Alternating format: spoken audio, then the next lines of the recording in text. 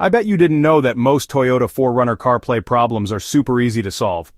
Stick around, I'll show you how to get yours working again in minutes. First, let's start simple.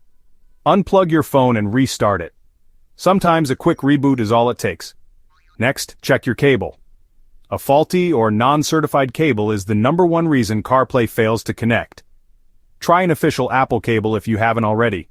Now, make sure CarPlay is actually enabled in your 4Runner's settings. Go to the Setup menu, then General, and make sure CarPlay is turned on.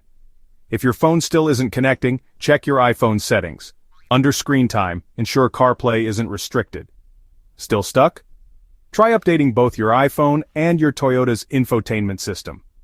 Outdated software can block CarPlay, so an update might be the magic fix. And here's a pro tip.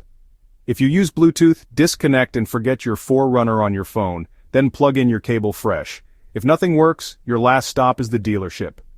There could be a hardware issue. So next time CarPlay lets you down in your 4Runner, run through these quick checks. Chances are you'll be back in sync before your next drive.